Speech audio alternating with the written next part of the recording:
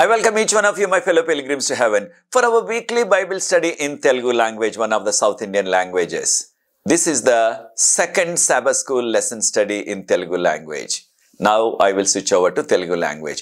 ప్రియ సోదరి సోదరులారా, మిమ్మల్ని అందరినీ కూడా మన వారపు బైబిల్ పఠనానికి ఆహ్వానిస్తున్నాను.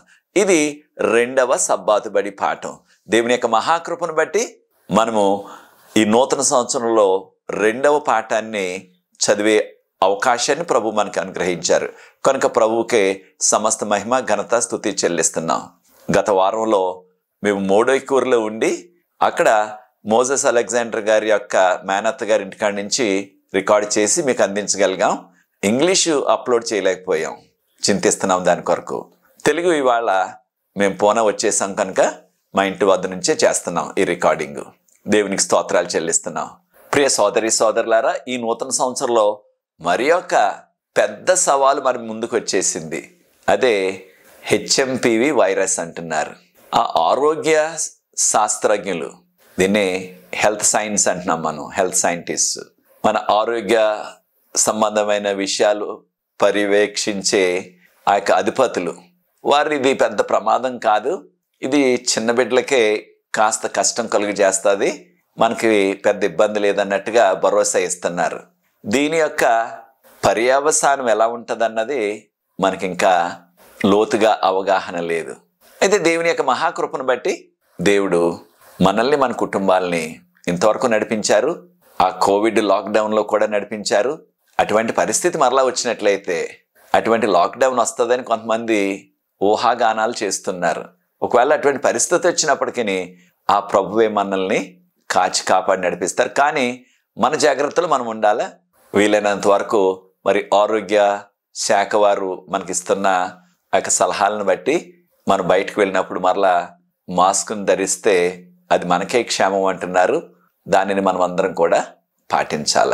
ప్రియ సోదరి సోదరులారా, నా కొరకు మీరు ప్రార్థన చేయండి. ఈ విశ్రాంతి దినాన్న నేను రాజమండ్రి సంఘంలో ఉంటాను. దేవుని యొక్క మహాకృపను బట్టి అక్కడ మన విశ్వాసాలతో కలిసి ఆరాధించే కృప ప్రభు ఇవ్వబోతున్నారు. ఒకవేళ మీరు రాజమండ్రిలో కానీ పరిసర ప్రాంతాల్లో ఉన్నట్లయితే రాజమండ్రి మన సంఘంలో ఆరాధన సమయంలో మిమ్మల్ని కలుసుకునే అవకాశం కలుగుతుంది. మీ కొరకు ప్రార్థించే అవకాశం కూడా కలుగుతుంది. నా కొరకు ప్రార్థించండి. మరలా వెంటనే మరుసటి రోజున తిరిగి వెళ్ళిపోవాలా నేను పూనాకి స్పైసర్కి, కనుక నా ప్రయాణం కొరకు కూడా ప్రార్థించండి. దానికి తోడుగా మీరు వార్తలు చూస్తున్నట్లయితే ఆ టిబెట్లో, చైనా టిబెట్, అది నేపాల్ బార్డర్లో కూడా పెద్ద భూకంపం వచ్చి అనేక మంది ప్రాణాలు కోల్పోయారు. వందల కొలది గృహాలు నేలమట్టం అయిపోయాయి. ఆ ప్రాంతంలో మనకు వార్తలు చెప్తున్నది ఏంటంటే -7-8 డిగ్రీలు, అంటే నీరు ఐస్ లాగా గడ్డి కట్టిపోతుంది అనమాట. అంత చలిగా ఉన్న ప్రాంతంలో ఇల్లు పడిపోతే వారి పరిస్థితి ఎలా ఉంటుందో ఒక్కసారి ఆలోచించండి. కొత్త సంవత్సరం ఎంతో మేలు కలుగుతుంది, సంతోషంగా ఉంటుందని ఆశించిన అనేక మంది ప్రాణాలతో ఈ లోకంలో లేరు. దానితో పాటు అమెరికాలో తీవ్రమైన మంచు తుఫాను, దానివల్ల కూడా ఎన్నో ఇబ్బందులు కలుగుతున్నాయి యుఎస్ఏలో, అమెరికాలో అని వార్తలు మనకు సూచిస్తున్నాయి. కొంతమంది ప్రాణాలు కూడా కోల్పోతున్నారు. ఇటువంటి భయానక వాతావరణం సంవత్సరం మొదట్లోనే ప్రారంభమైంది. అయితే దేవుని బిడ్డలుగా మనము, మన చేతుల్లో లేదేది కూడా. మనం చేయవలసింది ఏమిటంటే దేవుని నమ్ముకొని ఆయన యొక్క వాక్యపు వెలుగులో, ఆయన ఆజ్ఞల వెలుగులో మనం జీవించినట్లయితే తప్పకుండా దేవుని కృప, కాపుదల, ఆయన భద్రత, ఆయన భరోసా మనకుంటుంది. ఇదే ఈ నూతన సంవత్సరంలో మనకు భరోసా. దేవుడు, ఆయన ఆజ్ఞలు, ఆయన వాక్యము, దానిని మనం అనుసరించినట్లయితే మనం దేనికి కూడా భయపడవలసిన అవసరత లేదు. ఈ వారం యొక్క పాఠ్యాంశం ఇంగ్లీష్లో ద కవనెంటల్ లవ్ అన్నారు. కవనెంటల్ లవ్, దానిని మన భాషలో నేను వడంబడిక ప్రేమ అని తర్జుమా చేశాను. వడంబడిక, కవనెంట్ అంటే వడంబడిక, లేకపోతే వారు చేసుకున్న ఒప్పందం అనగా వడంబడిక అనగా ఒప్పందం అనగా ఇద్దరు కావాలా, ఇద్దరు వ్యక్తులు కానీ, లేకపోయినట్లయితే 2 గ్రూపులు కానీ, 2 దేశాలు కానీ, ఇద్దరు కావాలి. ఈ వడంబడిక ఎవరి మధ్య జరిగింది అంటే తప్పకుండా దేవుని మధ్య, మానవుల మధ్య. దేవుడే చేశారు ఆ ఒప్పందాన్ని సీనాయి పర్వతం దగ్గర. కనుక వడంబడికలో అనగా లేకపోతే ఈ ఒప్పందంలో ప్రేమ ఇమిడి ఉన్నది. కారణం దేవుడు ఎందుకు చేశారు ఆ ఒప్పందాన్ని? మానవులతో చేశారు. ఆ మానవులు ఇశ్రాయేలీలు. వారు ఇటుకలు చేసుకునే ఆ యొక్క కఠినమైన పని, పేదలు. వారితో దేవుడు వడంబడిక చేయటానికి మూల కారణం ఏంటంటే ఆయన ప్రేమ. అంతేగాని వారి గొప్పతనం కాదు, లేకపోతే వారి యొక్క సమర్థత కాదు. దేవునికి మానవులకి ఎక్కడ సాటి? మనకి దేవునికి ఎక్కడ సంబంధం? అది సాధ్యం కాదు. కానీ దేవుని యొక్క ప్రేమ వలన దేవుడు ఈ యొక్క ఒప్పందాన్ని చేశారు. కనుక కవనెంటల్ లవ్ అంటున్నాం మనం. ఈ రెండవ పాఠానికి మనకి ఇవ్వబడిన మూలవాక్యం ఇదే కంటత వాక్యం అంటున్నాం మనం. యోహాను సువార్త 14:23. యోహాను సువార్త 14:23 మనకి కంటత వచనం ఇవ్వబడ్డది.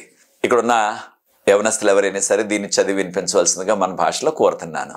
యేసు, ఒకడు నన్ను ప్రేమించిన ఎడల వాడు నా మాట గైకొనును, అప్పుడు నా తండ్రి వానిని ప్రేమించును, మేము వాని యొద్దకు వచ్చి వాని యొద్ద నివాసము చేతుము. Thank you. ఈ యొక్క చదివిన ఈ యొక్క యవనస్తుడు మీకు చాలా మందికి ఆయన యొక్క స్వరం మీకు గుర్తుండే ఉంటుంది. మాల్లుడి గారు, జేసుదాసు. చదివినందుకు వందనాలు.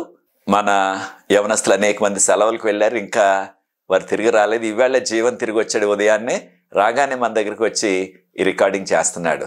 కనుక రికార్డింగ్ చేయడానికి మనకి యవన బిడ్డలు అనేక మంది సెలవులకు వెళ్ళిపోయారు. ఇప్పుడిప్పుడే వారు మరలా చేరుకుంటున్నారు. కనుక కాస్త ఆలస్యంగా చేస్తున్నాం. దానిని మీరు మన్నించవలసిందిగా కోరుతున్నాం. దేవుని యొక్క ప్రేమ, దానిని మనం దేనితో కూడా పోల్చలేము. గ్రీకు భాషలో అగాపే అనే మాట వాడారు. అగాపే అనే మాట దేవుడు ప్రేమించే ప్రేమ, దేవుడు చూపించే ప్రేమ, దేవుడు మన పట్ల చూపిస్తున్న ప్రేమ.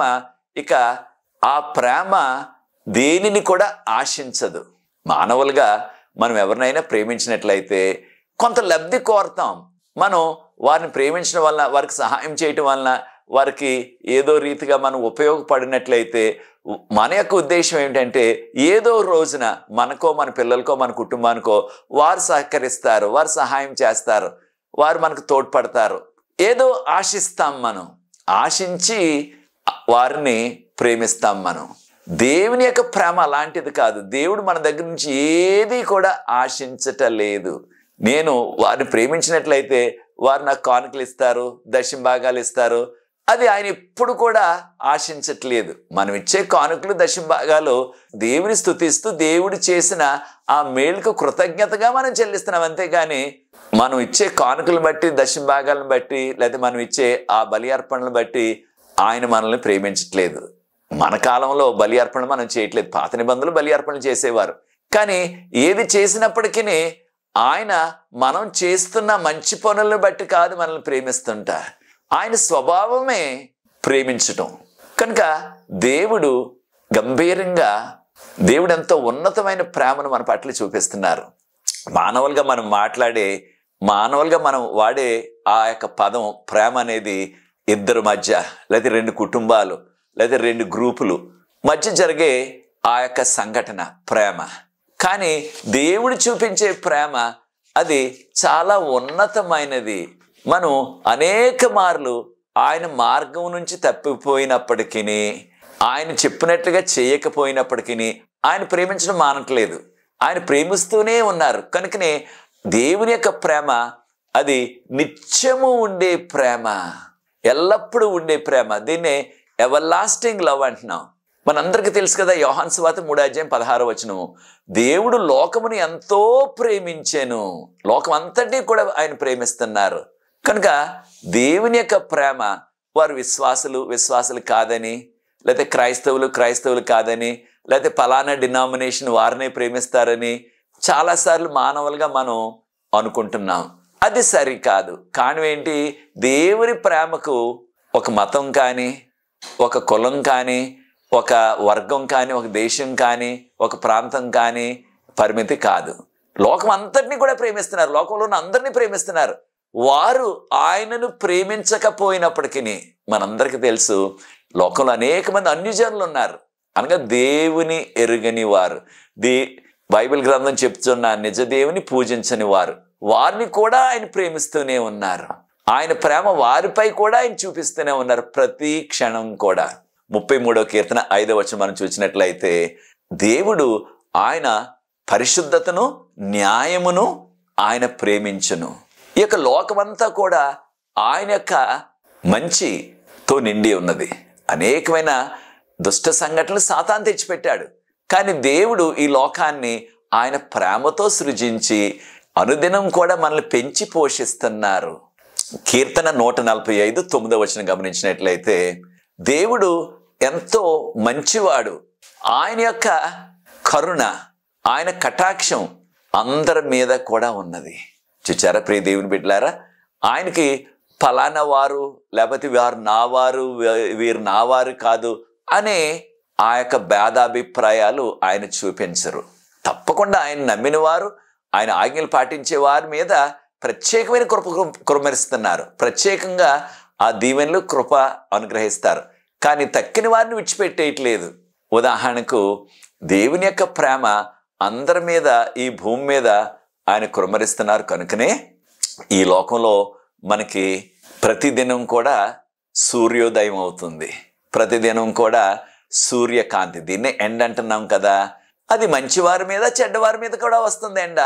అలాగే ఈ భూమికి అవసరమైన వర్షం, దానిని కూడా ఆయన ఒట్టి ఆయన నమ్ముకున్న వారికి మాత్రమే కాదు కదా, అందరికీ ఇస్తున్నారు. ఆయన నమ్మని వారు అనేక సందర్భాల్లో ఆయన దూషించేవారు, ఆయనకు వ్యతిరేకంగా ఉన్న వారిని కూడా ఆయన ప్రేమిస్తూ వారికి వర్షం ఇస్తున్నారు, వారికి ఎండిస్తున్నారు, వారికి ఆరోగ్యం ఇస్తున్నారు, వారికి ఆయుష్ని ఇస్తున్నారు. ఇవన్నీ కూడా దేవుని చేతిలో ఉన్నవి. కనుక దేవుని యొక్క కోరిక ఏమిటంటే, దేవుని యొక్క ప్రణాళిక ఏమిటంటే, ఎవరు కూడా నశించిపోకూడదు, అందరూ కూడా రక్షించబడాలన్నదే దేవుని యొక్క ప్రణాళిక. కనుకనే ప్రియ సోదరి సోదరులారా, మనకి ఈ నూతన సంవత్సరాన్ని అనుగ్రహించారు. ఈ నూతన సంవత్సరంలో అయినా మనం ప్రభువుని నమ్ముకొని ఆయనకు దగ్గరగా జీవించి ఆయనకు ఇష్టలుగా జీవించడానికి, ఆయనకు మహిమకరమైన జీవితాలు జీవించడానికి మన వంతు ప్రయత్నాన్ని మనం చేయాలి. 2వ పేతురు 3:9వ వచనంలో ప్రభు అంటున్నారు, ఎవ్వరు కూడా నశించిపోవటం ఆయనకి ఇష్టం లేదు, అందరూ కూడా మారు మనసు పొంది రక్షించబడాల అన్నదే దేవుని యొక్క కోరిక, దేవుని యొక్క ప్రణాళిక. కనుక ప్రియ సోదరి సోదరులారా, మనం అందరం కూడా దేవుని తట్టు తిరగాల. యెహెజ్కేలు గ్రంథం 33:11వ వచనంలో ప్రభు అంటున్నారు, యెహెజ్కేలు గ్రంథం 33:11వ వచనంలో, దుర్మార్గుడు నశించటం నాకు ఇష్టం లేదు, కానీ ఆ దుర్మార్గుడు మారు మనసు పొంది దేవుని తట్టు తిరిగినట్లయితే అదే నాకు కావాలి, అదే నేను కోరుకుంటున్నాను. అనగా వారు నశించిపోవాలన్నది దేవుని కోరిక కాదు, వారు రక్షించబడాలన్నదే. దాని కొరకే దేవుడు పరలోకాన్ని విడిచిపెట్టి మానవ అవతారంలో ఈ లోకానులో మన కొరకు జన్మించి అనేక శ్రమలు పడి ఎంతో కడుపేదరికాన్ని అనుభవించి శిలువ త్యాగాన్ని కూడా ఆయన చేసి మనల్ని రక్షించడానికి ఈ రక్షణ మార్గాన్ని మనకి ఇచ్చారు. ఇదంతా కూడా మనం నశించిపోకూడదని. కనుకనే యోహాను సువార్త 3:17 వచనం గమనించినట్లయితే, యోహాను సువార్త 3:17 వచనంలో దేవుడు అనగా తండ్రి అయిన దేవుడు తన కుమారుని ఈ లోకాన్ని ఖండించటానికి పంపలేదు, ఈ లోకానికి తీర్పు తీర్చడానికి కాదు ఆయన వచ్చింది. దేనికి వచ్చారు ఈ లోకానికి? మనల్ని రక్షించటానికి. ఈ లోకంలో రక్షణను ఆయన ఇవ్వటానికి, లోకస్తులుగా మనందరికి కూడా రక్షణ ఇవ్వటానికి వచ్చారు. కనుకనే ఆయన శిలువ మీద బలియాగం అయిపోయారు. అయితే ఆయన ప్రేమను అంగీకరించమని ఎవరిని కూడా ఆయన బలవంత పెట్టరు, ఎవరిని కూడా బలవంత పెట్టరు. ఆయన ప్రేమను అంగీకరించాలా తిరస్కరించాలన్నది అది వ్యక్తిగతమైన నిర్ణయం. ఆ వ్యక్తికి ఆ నిర్ణయం చేసుకునే హక్కు ఉంది. నేను దేవుని ప్రేమను అంగీకరించాలా అని అంగీకరించినట్లయితే ఆ దీవెనలన్నీ వారు పొందుతారు. ఇది నాకు అక్కర్లేదు, నాకు అవసరం లేదు అని వారు తిరస్కరించినట్లయితే దేవుని ప్రేమను, దేవుని రక్షణను, వారు నశించిపోతారు. కనుక రక్షించబడాలన్నా నశించిపోవాలన్నా వారు నిర్ణయం చేసుకోవాలా, ఎవరి నిర్ణయం వారిది. కనుక ప్రియ సోదరి సోదరులారా, ఈ నూతన సంవత్సరంలో అయినా సరే మనము రక్షించబడాలా అని నిర్ణయం చేసుకున్నట్లయితే తప్పకుండా దేవుడు మనల్ని రక్షించడానికి సిద్ధంగా ఉన్నారు, ఉచితంగా రక్షిస్తున్నారు. అయితే మనము ఆయన ప్రేమను తిరస్కరించినప్పటికీ ఇంకా ఆయన ప్రేమ చూపిస్తూనే ఉన్నారు. కనుకనే దేవునికి వ్యతిరేకంగా ఉన్నవారు, దేవుడు లేడనేవారు, దేవుణ్ణి దూషించే వారిని కూడా ఆయన వారికి ఆయుష్ని ఇస్తున్నారు, అనగా ప్రాణాన్ని ఇస్తున్నారు, వారికి ఎండిస్తున్నారు, వర్షం ఇస్తున్నారు, వారికి ఆరోగ్యం ఇస్తున్నారు. అవి వారి దగ్గర నుంచి తీసేయట్లేదు. వీరు నన్ను నమ్ముకోలేదు కనుక వీరికి వర్షం ఏమను, వీరు నన్ను నమ్మలేదు కనుక, నన్ను తిరస్కరించారు కనుక, నన్ను వ్యతిరేకిస్తున్నారు కనుక, నన్ను దూషిస్తున్నారు కనుక వీరికి నేను ఎండేవను, వర్షమేవను అని ఆయన చేయటం లేదు. అందరినీ కూడా ప్రేమిస్తున్నారు. చూచారు దేవుడు ఎంత ప్రేమ గలవాడు. కనుకనే ఇర్మియా గ్రంథం 31:3 ఇర్మియా గ్రంథం 31:3 నేను వారిని నిరంతరమైన ప్రేమ, నిత్యమైన ప్రేమతో, ఇంగ్లీష్లో ఎవర్ లాస్టింగ్ లవ్ అన్నారు. అంటే నిత్యం ఉండేది, నిరంతరం ఉండే ఆ ప్రేమతో ప్రేమిస్తున్నానంటున్నారు. ఎవరిని? ఆ యూదుల్ని. అప్పటికి యూదులు దేవుణ్ణి పట్టించుకోకుండా, ఆయన ఆజ్ఞలు పట్టించుకోకుండా వారి ఇష్టానుసారంగా జీవించేవారు ఇర్మియా గారి కాలంలో. అయినప్పటికీ ప్రభు వారికి ఇంకా నిన్ను ప్రేమిస్తాను అని వారికి ఆ అవకాశం ఇచ్చారు. కనుక ప్రియ సోదరి సోదరులారా, మనకి ఇవ్వబడిన ఈ నూతన సంవత్సరంలో ఉన్న అవకాశాన్ని మనం దుర్వినియోగపరచుకోకుండా ఆయన అంగీకరించి ఆయన చెప్పినట్లుగా, ఆయన కట్టడల ప్రకారంగా, ఆయన ఆజ్ఞల ప్రకారంగా, ఆయన వాక్య ప్రకారంగా మనం జీవించినట్లయితే ఎవరు లబ్ధి పొందుతారు? ఎవరు దీవించబడతారు? మనమే లబ్ధి పొందుతాం. దానివల్ల దేవునికి వచ్చే లబ్ధి ఏమీ లేదు.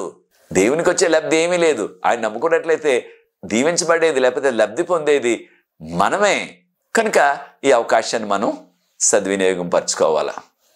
అయితే బైబిల్ గ్రంథంలో అనేక సందర్భాల్లో దేవుడు సాదృశ్య రూపంలో మనకి అనేక వివరాలు అందించారు. సాదృశ్యం, దీన్నే మనం మెటఫోర్ అంటాం ఇంగ్లీష్లో, లేకపోతే సింబల్ అంటున్నాం. అది భర్త భార్య. వారికి వివాహం కాకముందు ఆ భర్త భార్య ఒకరికొకరు వారిని ఒకరు ఎరుగరు. అనగా భర్త ఎక్కడో పుట్టి పెరిగాడు, భార్య ఎక్కడో పుట్టి పెరిగింది. వారికి ఈ యొక్క అరేంజ్ మ్యారేజ్ అంటున్నాం. ఆ పెద్దలు, కుటుంబ సభ్యులు ఆ యొక్క వివాహాన్ని ఏర్పాటు చేశారు. వారు వివాహం చేసుకున్నారు. అయితే వివాహం చేసుకున్న ఆ దినం నుంచి వారు మరలా మరణించే వరకు వారు ఒకరినొకరు విడిచి ఉండలేరు. ఎంతో ఒకరినొకరు ప్రేమించుకుంటూ ఎంతో ఆప్యాయతగా జీవిస్తారు. కొన్ని సందర్భాల్లో పాపలోకంలో జీవిస్తున్నాం కనుక సాతాను అనేకమైన దుష్టకార్యాలు తలపెట్టి ఆ భార్య భర్తలు కూడా ఒకరినొకరు హతం చేసుకుని ఒకరినొకరు హింసించుకుంటూ, దూషించుకుంటూ, కొన్ని సందర్భాల్లో ఒకరినొకరు హత్యలు చేసుకుంటూ ఈ లోకంలో అటువంటి వాతావరణం సాతాను సృష్టించారు. కానీ దేవుని యొక్క సృష్టిలో ఆ యొక్క భార్యాభర్తలు ఏకశరీరులుగా ఎంతో అన్యోన్యంగా జీవిస్తున్నారు. దీనిని ఒక సాదృశ్యంగా మనం అర్థం చేసుకున్నట్లయితే ప్రభు అంటున్నారు, నేను భర్తను, సంఘము భార్య, అనగా విశ్వాసుల భార్య. అంటే వీరిద్దరి మధ్య ఉండే ఆ అభినాభావ సంబంధం, విడదీయలేని సంబంధం. ఒకసారి వివాహం అయిందంటే వారిని ఇక విడదీయలేని సంబంధం. అలాగే ఒకప్పుడు ప్రభు అంటే ఎవరో తెలియదు మనకు, మనం అన్యులం కనుక. ప్రభువుని తెలుసుకున్న తర్వాత, ఆయన ప్రేమను తెలుసుకున్న తర్వాత మనము ఆయనతో అంటకట్టబడి ఉన్నాం. మనం అంటాం కదా, అంటు కట్టడం అంటాం. 2 రకాల మొక్కల్ని అంటుకట్టినట్లయితే అవి ఒకటైపోతున్నాయి. అలాగే దేవునితో అంటకట్టబడినట్లుగా. కనుక భర్త భార్య, అదే విషయాన్ని మరొక సందర్భంలో మరొక రీతిగా కూడా ప్రభు ఈ యొక్క సంబంధాన్ని మనకు తెలియచేస్తూ తల్లి కుమార్తె లేకపోతే తండ్రి కుమారుడు, అనగా తల్లి కుమార్తె మధ్య ఉండే ఆ యొక్క దగ్గరి సంబంధం. అలాగే తండ్రి కుమారుడు మీద ప్రేమగల తండ్రి, ప్రేమగల కుమారుడు మధ్య ఉండే ఆ యొక్క విడదీయలేని సంబంధం. అలాగే దేవునికి మనకి మధ్య ఉన్న ఆ యొక్క ఆధ్యాత్మిక సంబంధం. ద్వితీయోపదేశకాండం 7వ అధ్యాయం 6 నుంచి 9 వరకు వాక్య భాగాన్ని గమనిద్దాం ఒకసారి. ప్రభువారు అంటున్నారు, మీరు నేను ఎంపిక చేసిన పరిశుద్ధమైన జనాంగము. నేను మిమ్మల్ని ఎందుకు ఎన్నుకున్నాను, మిమ్మల్ని ఎందుకు ఎంపిక చేశానంటే మీరేదో గొప్పవారని కాదు, లేకపోతే పెద్ద గుంపని కాదు.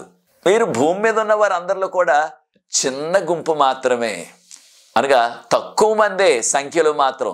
అయినప్పటికీ నేను మిమ్మల్ని ఎంపిక చేసుకున్నాను నా జనాంగంగా, ఇశ్రాయేలీల్ని అంటున్నారు ప్రభు.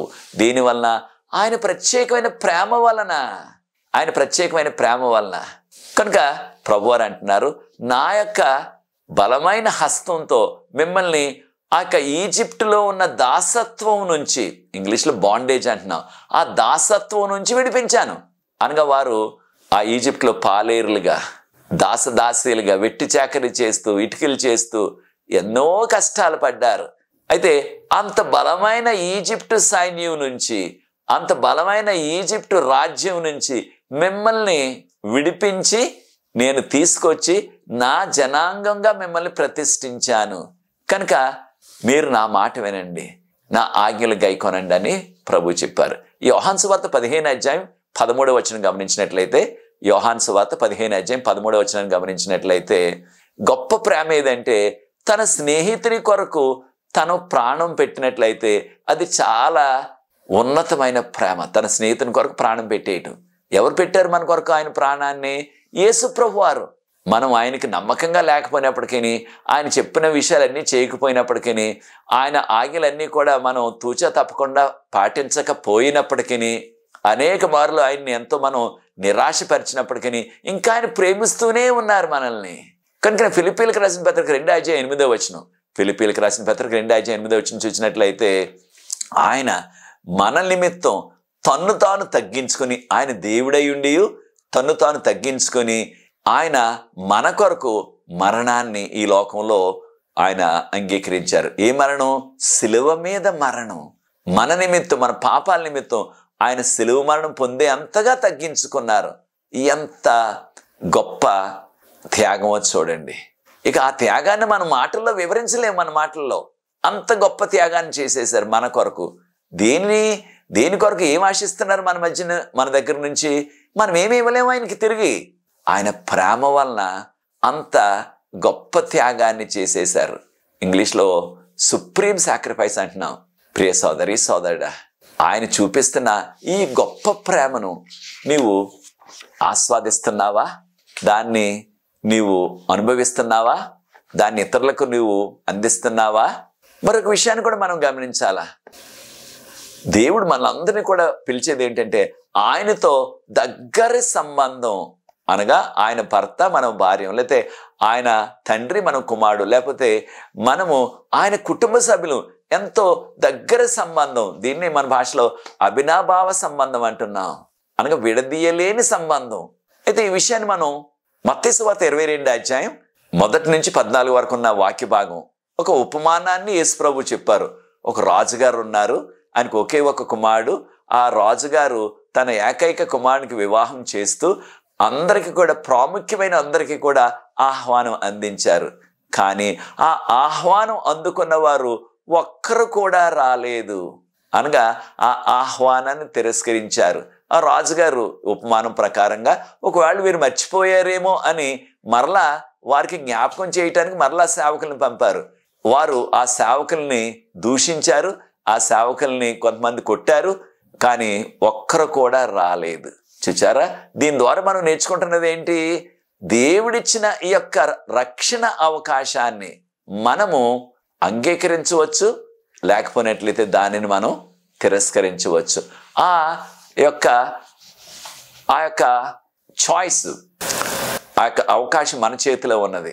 దేవుని ప్రేమను, దేవుని యొక్క రక్షణ అంగీకరించవచ్చు, దానిని తిరస్కరించినట్లయితే నశించిపోతాం, అంగీకరించినట్లయితే ఆ యొక్క నిత్య జీవాన్ని పొందుతాం.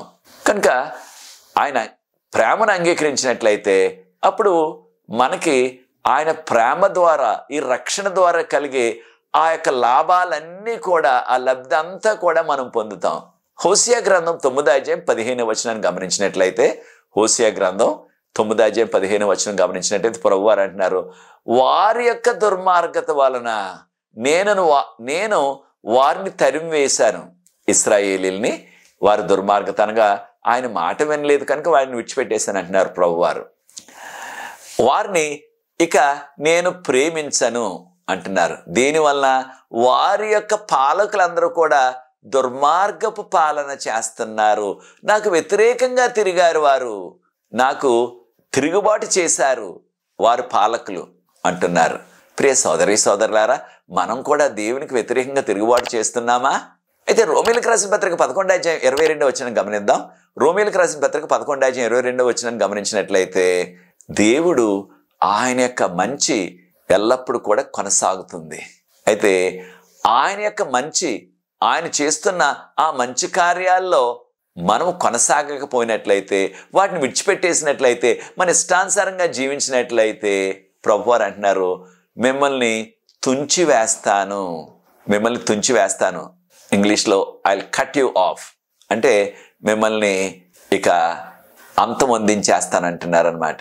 యూదాపత్రిక 1:21 గమనించండి. యూదాపత్రిక 1:21 గమనించినట్లయితే, మనము దేవుని ప్రేమలో నిలిచి ఉండాలా, దేవుని యొక్క కనికరాన్ని మనం ఆస్వాదించాలా. అప్పుడు దేవుని ప్రేమలో నిలిచి ఉన్నట్లయితే మనకి ఆ నిత్య జీవం కలుగుతుంది. ఆ నిత్య జీవాన్ని మనం స్వతంత్రించుకుంటాం. కనుక ప్రియ సోదరి సోదరులారా, దేవుని యొక్క ప్రేమ మనము ఏ విధంగా దాన్ని వాడుకుంటున్నాం, ఏ విధంగా దాన్ని మనము సద్వినియోగపరుస్తున్నాం.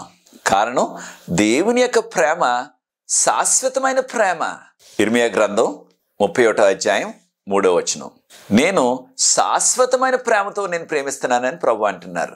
కనుక అటువంటి శాశ్వతమైన ప్రేమను మనము సద్వినియోగం చేస్తున్నామా, లేకపోయినట్లయితే దుర్వినియోగపరుస్తున్నామా?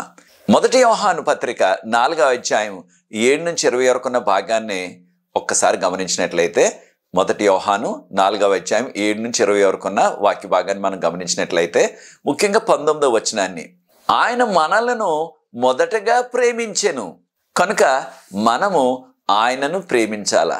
మొదటగా ప్రేమించడం అనగా, మనం ఇంకా పాపులుగా ఉండగానే మన కొరకు ఆయన ఈ లోకంలోకి వచ్చారు, మానవ రూపంలో మన కొరకు ఆయన సిలువ మరణం పొందారు.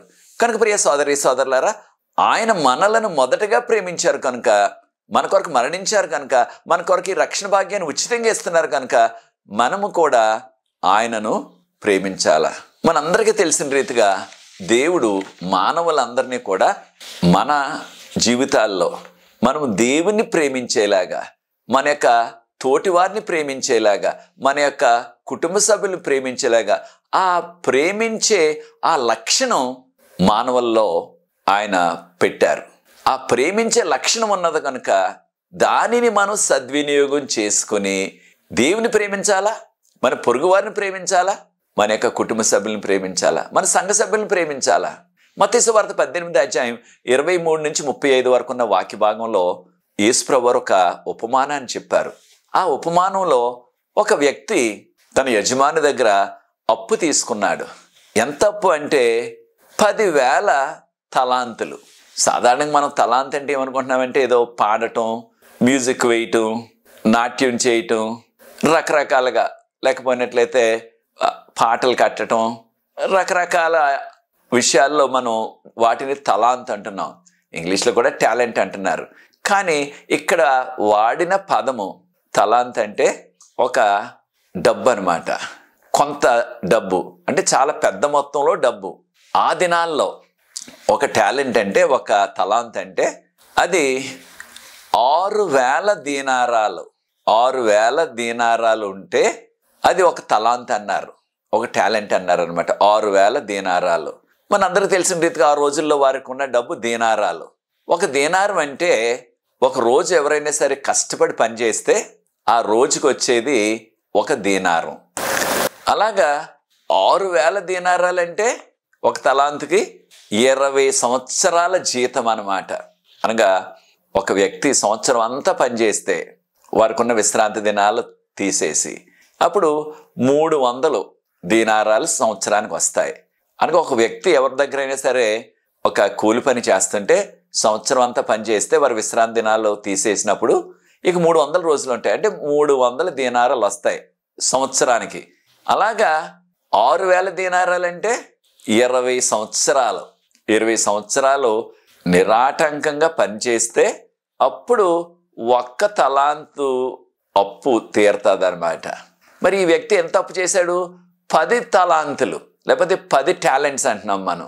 10 తలాంతులు లేకపోతే 10 టాలెంట్స్ అప్పు చేశారు. అయితే ఆ 10 అన్నీ కూడా లెక్క కడితే, మనకు లెక్కల్లో పెడితే ఆ అప్పు తీరటానికి 2 లక్షల సంవత్సరాలు పడుతుంది అంటున్నారు బైబిల్ పండితులు. 2 లక్షల సంవత్సరాలు. ఎవరు బ్రతకగలరు 2 లక్షల సంవత్సరాలు? బ్రతకలేము. అంటే దీన్ని బట్టి మనం నేర్చుకుంటున్నది ఏంటంటే, ఆ అప్పు చేసిన సేవకుడు ఇక జన్మలో ఎప్పుడు కూడా ఆ యజమాని అప్పులు తీర్చలేడు. అంత అప్పు చేసేసాడు ఏకంగా. ఆ యజమానుడు అడిగారు, ఎప్పుడు తీరుస్తావు నా అప్పు అంటే, తనకున్న సాధక బాధకాలన్నీ చెప్పుకున్నాడు. చెప్పుకుంటే ఆయన ఎంతో మంచివాడు ఆ యజమాని. సర్లే, నువ్వు తీర్చలేనంటున్నావు కదా, నీ అప్పు అంతా కూడా నేను మాఫీ చేసేస్తాను, అప్పు కొట్టేస్తానన్నాడు.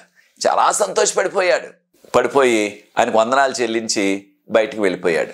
బయటికి వెళ్ళిపోతే అక్కడ దారిలో తోటి పనివాడు ఒకడు ఎదురొచ్చాడు.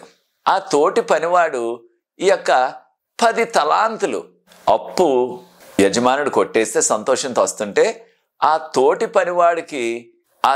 పనివాడు ఈ యొక్క అప్పంతా యజమానుడు మాఫీ చేసేసిన వ్యక్తికి 100 దేనారాలు ఇవ్వాలా. 100 దేనారాలు. 100 దేనారాలు ఎప్పుడు ఇస్తావు అని పట్టుకున్నాడు. అయ్యా, నాకు ఎన్నో ఇబ్బందులు ఉన్నాయండి, మా కుటుంబంలో ఎన్నో ఇబ్బందులు ఉన్నాయి, నాకు కాస్త సమయం ఇవ్వండి, నేను చెల్లించేస్తానని ఆ తోటి పనివాడు ఈ యొక్క వ్యక్తిని బ్రతిమాలుతున్నాడు. ఈ వ్యక్తి 10 తలాంతుల అప్పు కూడా యజమానుడు ఉడిచిపెట్టేశాడు, మాఫీ చేసేశాడు. మరి ఈయన కూడా సర్లే 100 కదా, నేను నీ అప్పును మాఫీ చేసేస్తున్నాను, నీ అప్పును కొట్టేస్తున్నాను అనలేదు. లేకపోయినట్లయితే నువ్వు కొంత సమయం అడుగుతున్నావు కదా, ఆ సమయం ఇస్తాను, అప్పుడు నా అప్పు అంతా చెల్లించేయి అని కూడా అనలేదు. అనకుండా ఆ 100 దేనారాలు అప్పున్న వ్యక్తిని కేసు పెట్టి జైల్లో వేయించేశాడంట. నా అప్పు తీర్చట్లేదు ఎంతకాలం అయినానని. ఆ విషయం ఆ యొక్క యజమానికి తెలిసింది. అయ్యా, మీరు 10 తలాంతుల అప్పు అంతా కూడా ఒట్నే మాఫీ చేసేశారు. అయితే ఆ వ్యక్తి తనకు 100 దేనారాలే అప్పున్నాడు. ఆ యొక్క వ్యక్తిని క్షమించకుండా ఇలా జైల్లో వేయించేశాడని చెప్పారు. అప్పుడు యజమానికి చాలా బాధ కలిగింది, చాలా కోపం వచ్చేసి ఆ యొక్క వ్యక్తిని పిలిపించి, నీకు 10 తలాంతుల అప్పు నేను ఒట్టినే కొట్టేశాను, ఒట్టినే మాఫీ చేసేశాను. నీవు నీ తోటి పనివాడు ఆయన 100 దేనారాలు అప్పున్నాడు, ఆయన్ని క్షమించలేదు నువ్వు, కనుక నిన్ను నీ కుటుంబాన్ని అంతని కూడా జైల్లో వేసేస్తానని అన్నాడని ప్రభువారు ఒక ఉపమానం చెప్పారు. దీని ద్వారా మనం నేర్చుకుంటున్నది ఏమిటి? మనము దేవుని దగ్గర నుంచి ఆ క్షమాపణ ఉచితంగా పొందుతున్నాం. మన పాపాలన్నిటికీ కూడా ఆయన క్షమాపణ ఇస్తున్నారు ఆయన శిలువ త్యాగం ద్వారా. మనము మన తోటి వారిని క్షమిస్తున్నామా? మన తోటి వారికి ఆ క్షమాపణ మనం అందిస్తున్నామా? మన తోటివారు ఏదైనా సరే పొరపాటు చేసినట్లయితే వారిని మనం క్షమిస్తున్నామా? దేవుడు మనం క్షమిస్తున్నారు ఉచితంగానే. మనం మాత్రం దేవుని యొక్క క్షమాపణని ఉచితంగా పొందుకుంటూ మన తోటివారిని, తోటి పనివారు, లేకపోతే మనతో ఉన్న విశ్వాసులు, మన ఇరుగు పొరుగు వారు, మన కుటుంబ సభ్యులు, వారిని మనం క్షమించలేకపోతున్నాం. అలా చేస్తున్నావా ప్రియ సోదరి సోదరుడే? నీవు కూడా మనం ఉచితంగా దేవుని యొక్క క్షమాపణ పొందుతున్నాం కనుక మనం కూడా ఉచితంగా ఇతరులను క్షమించే స్వభావం మనకి కావాలా? యేసుప్రభువు వారు అన్నారు, మీరు ఉచితంగా పొందినది ఉచితంగా ఇవ్వండి అన్నారు. 1 యోహాను పత్రిక 3వ అధ్యాయం 1వ వచనాన్ని మనం గమనించినట్లయితే దేవుడు ఎంత గొప్పవాడో చూడండి. ఆయన మనల్ని ప్రేమిస్తూ మనల్ని కుమారుడా అని సంబోధిస్తున్నారు. ఆయన కుమారులుగా మనల్ని అంగీకరిస్తున్నారు. మనల్ని ఆయన కుమార్తెలుగా పరిగణిస్తున్నారు. ఎంత గొప్ప ధన్యత చూడండి ప్రియ సోదరి సోదరుడా. మనం దేవుని కుమారుడిగా ఉండటానికి, దేవుని కుమార్తెగా ఉండటానికి అర్హత మనకు ఉన్నదా? అలాంటి అర్హులుగా మనం జీవిస్తున్నామా? అలా చేసినట్లయితే దేవుని యొక్క ప్రేమ మన జీవితాల ద్వారా ఇతరులకు ఏ రీతిగా చూపించగలం అనే విషయాన్ని మనం ఒక్కసారి ఆలోచించాలా. కారణం యేసు ప్రభువారు మన పాపాలన్నిటి కొరకు ఆయన మరణించి మనము చెల్లించవలసిన క్రయధనము అనగా మన పాపాల నిమిత్తం మనం పొందవలసిన శిక్షను ఆయన పొందారు. ఎంత గొప్ప ప్రేమ చూడండి. కనుక ప్రియ సోదరి సోదరులారా, ఈ నూతన సంవత్సరంలో మనం కూడా దేవుని యొక్క ఉచిత ప్రేమ, దేవుని యొక్క ఉచితమైన కృప, దేవుని యొక్క ఉచితమైన రక్షణ, ఆయన రక్షణ ఉచితంగానే ఇస్తున్నారు. దానికి ఏమీ ఖరీదు కట్టట్లేదు, ఇంత చెల్లించండి అని. ఆయన నమ్మితే చాలు మనకు రక్షణ ఉచితంగా ఇస్తున్నారు. కనుక ఆ ప్రేమాస్వరూపి అయిన దేవుడు నిత్యము శాశ్వతమైన ప్రేమతో మనల్ని ప్రేమిస్తున్నారు. కనుక ఆ ప్రేమకు అర్హులుగా, ఆ ప్రేమకు యోగ్యులుగా మనము ఈ కడవరకాల చివరి దినాల్లో జీవిద్దాం. అది నీ నిర్ణయం అయినట్లయితే నాతో ఏకీభవించండి. ప్రార్థించి ఈ యొక్క 2వ పాఠాన్ని ముగిస్తాను. ప్రార్థన. పరిశుద్ధ ప్రేమగల మా తండ్రి, మమ్మల్ని, మా కుటుంబాలని, మా సంఘాలని మీరు ప్రేమించి ఈ నూతన సంవత్సరంలో ప్రవేశపెట్టారు. ఈ 2వ పాఠాన్ని చదివి ధన్యత దయచేస్తున్నారు. వందనాలు చెల్లిస్తున్నాం. మీ శాశ్వతమైన ప్రేమ మేము పొందటానికి అర్హులుగా జీవించుతూ మీకు యోగ్యమైన కుమారులుగా కుమార్తెలుగా జీవించే ఆ యోగ్యత, ఆ కృప మాకందరికీ అనుగ్రహించమని, మీరే మహిమ ఘనత తెచ్చుకోవలసిందని, మీ ప్రత్యేకమైన ఆశీర్వాదాలు మాకుపై కుమ్మరించవలసిందని, ఈ కార్యక్రమాన్ని వీక్షిస్తున్న ప్రతి వ్యక్తిని ఆశీర్వదించి దీనికి నాకు సహకరిస్తున్న ప్రతి వారిని ఆశీర్వదించవలసిందని, ఈ పరిచర్య ముందుకు కొనసాగటానికి మీ కృప నాకు అనుగ్రహించవలసిందని, మీరే మహిమ ఘనత తెచ్చుకొని వాళ్ళని యేసు ప్రభు వారి పరిశుద్ధమైన నామాన్ని బట్టి ప్రార్థిస్తున్నాను తండ్రి. ఆమేన్. ప్రియ సోదరి సోదరులారా, దేవుని చిత్తమైనట్లయితే మిమ్మల్ని అందరినీ నేను వచ్చే పాఠంలో 3వ పాఠంలో కలుసుకుంటాను. దేవుడు మిమ్మల్ని, మీ కుటుంబాల్ని ప్రత్యేకంగా ఆశీర్వదించుగాక. ఆమేన్.